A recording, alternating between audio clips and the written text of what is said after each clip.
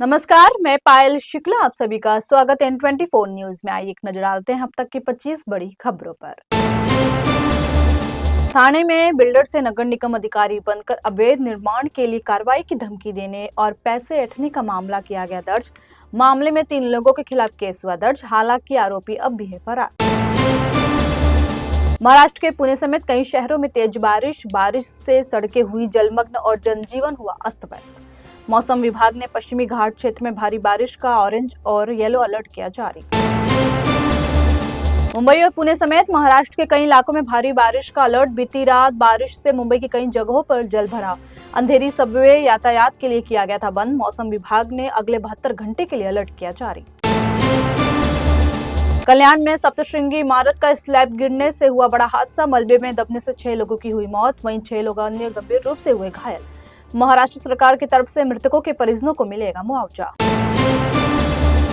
कल्याण पूर्व इलाके में सप्तश्रृंगी बिल्डिंग में बिना अनुमति काम कराने की वजह से हुआ बड़ा हादसा। सप्तश्रृंगी इमारत में एक फ्लैट मालिक घर में लगवा रहा था फ्लोरिंग टाइल्स। अधिकारियों ने इस मामले में फ्लैट मालिक को किया अरेस्ट।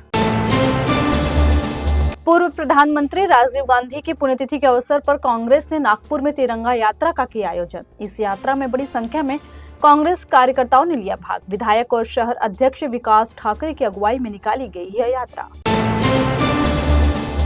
मुंबई ट्रैफिक पुलिस ने वन स्टेट वन चालान डिजिटल पोर्टल के जरिए 1 जनवरी 2024 से 28 फरवरी 2025 के बीच कुल 556 करोड़ 64 लाख रुपए का वसूला जुर्माना। आरटीआई कार्यकर्ता अनिल गलगली की तरफ से दायर आरटीआई आवेदन से यह जानकारी आई सामने। मीठी नदी सफाई परियोजना में हुए 65 करोड़ घोटाले में अब ईडी की भी हुई एंट्री। ईडी की एंट्री के बाद इस घोटाले में शामिल अभियंताओं, मिडलमैन और ठेकेदारों की बड़ी मुश्किलें।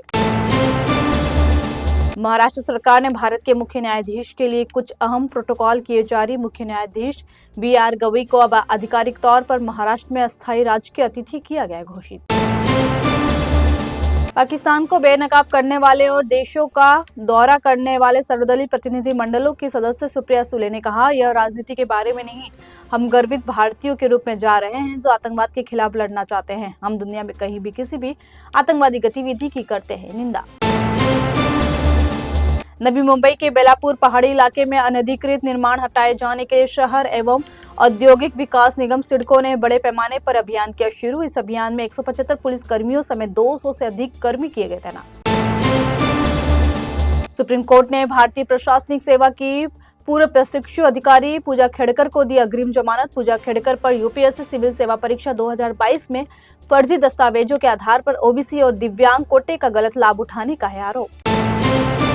भारत के नए टेस्ट कप्तान और आगामी इंग्लैंड दौरे के लिए टीम की घोषणा पर बड़ा अपडेट आया सामने। अजीत अगरकर की अगुवाई वाली सिलेक्शन कमेटी और हेड कोच गौतम गंभीर 24 मई को भारतीय टीम का कर सकते हैं ऐलान। इसी दिन भारतीय क्रिकेट टीम के नए टेस्ट कप्तान का भी किया जाएगा ऐलान। केंद्रीय मंत्री जे किशन रेड्डी ने अपने परिवार के साथ उज्जैन के श्री महाकालेश्वर ज्योतिर्लिंग मंदिर में किया दर्शन। मंदिर में उन्होंने विधि विधान से की पूजा अर्चना। इस दौरान पत्नी और बेटी भी थी उनके साथ। सुप्रीम कोर्ट ने न्यायमूर्ति यशवंत वर्मा के खिलाफ एफआईआर दर्ज करने की मांग वाली याचिका पर विचार करने से किया इनकार। आग लगने के बाद उनके सरकारी आवास से बड़ी मात्रा में जले हुए पैसे बरामद होने का है यह मामला। छत्तीसगढ़ के नारायणपुर जिले में सुरक्षा बलों ने नक्सलियों के खिलाफ की बड़ी कार्रवाई। अबूझमाड़ में सुरक्षा बलों के जवानों ने अब तक 26 से ज्यादा नक्सलियों को किया ढेर। गोलीबारी में एक जवान हुआ शहीद और एक जवान हुआ घायल। भारतीय मूल के वैभव तनेजा को electric car manufacturer Tesla company के CFO के रूप में किया गया नियुक्त। साल 2024 में वैभव ने कमाए थे 1157 करोड़ रुपए। इसी के साथ कमाई के मामले में उन्होंने कई दिग्गजों को छोड़ा पीछे। पूर्व प्रधानमंत्री राजीव गांधी को उनकी 34वीं पुण्यतिथि पर प्रधानमंत्री नरेंद्र मोदी, कांग्रेस अध्यक्ष मल्लिकार्जुन खड़गे और राहुल गांधी समेत कांग्रेस के अन्य नेताओं ने राजीव गांधी के समाधि स्थल वीर भूमि पर जाकर उन्हें दी श्रद्धांजलि। जेडीयू नेता संजय झा के नेतृत्व में सर्वदलीय सांसदों का डेलीगेशन 5 देशों की यात्रा पर हुआ रवाना। यहाँ वो ऑपरेशन सिंदूर के जरिए पाकिस्तान के आतंकी ठिकानों जिन्हें भारत ने हमला कर ध्वस्त कर दिया था, इसके बारे में देंगे जानकारी। इस यात्रा का उद्देश्य अंतर्राष्ट्रीय मंच पर पाकिस्तान का सच करना है उजागर। हाफिज सईद का करीबी और भारत का सबसे बड़ा दुश्मन आमिर हमजा जिंदगी और मौत के बीच लड़ रहा है जंग। आतंकी हमजा लश्कर ए तैयबा का है सह संस्थापक व भारत के साथ साथ अमेरिका का भी है बड़ा दुश्मन। बिहार में कांग्रेस पार्टी ने आज अपने घोषणा पत्र का पहला पाठ किया जारी। कांग्रेस की पहली गारंटी महिलाओं के लिए, जिसे माई बहिन मान योजना दिया गया नाम। घोषणा पत्र में कांग्रेस ने महिलाओं को 2500 रुपए हर महीने देने का किया वादा। विवादित पोस्ट मामले में अशोका यूनिवर्सिटी के प्रोफेसर अली खान को सुप्रीम कोर्ट से मिली अंतरिम जमानत। कोर्ट ने विवादित पोस्ट की जांच के लिए एसआईटी बनाने का दिया आदेश। ऑपरेशन सिंदूर को लेकर सोशल मीडिया पोस्ट मामले में अली खान की हुई थी गिरफ्तारी। 22 मई को बीकानेर के दौरे पर रहेंगे प्रधानमंत्री नरेंद्र मोदी। इस दौरान वे यहां देशनोक में करणी माता के दर्शन के बाद एक जनसभा को करेंगे संबोधित। इसके बाद वे कई विकास परियोजनाओं का करेंगे वर्चुअल उद्घाटन। भारत के साथ अफगानिस्तान की बढ़ती करीबी को देखते हुए चीन ने पाकिस्तान और तालिबान के साथ आपसी सहयोग को बढ़ाते हुए चीन पाकिस्तान इकोनॉमिक कॉरिडोर सीपीईसी को अफगानिस्तान तक बढ़ाने पर जताई सहमति। चीनी विदेश मंत्री वांग यी ने सीपीईसी विस्तार करने का किया ऐलान।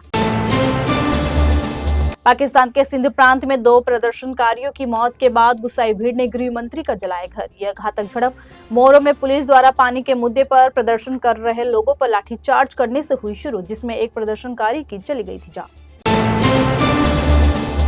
फिलहाल के लिए इतना ही। देश दुनिया की तमाम बड़ी खबरों के लिए जुड़े रहिए 24 न्यूज से। साथ ही 24 न्यूज के social media platform YouTube, Instagram और फेसबुक को लाइक, सब्सक्राइब और शेयर करना ना भूलें।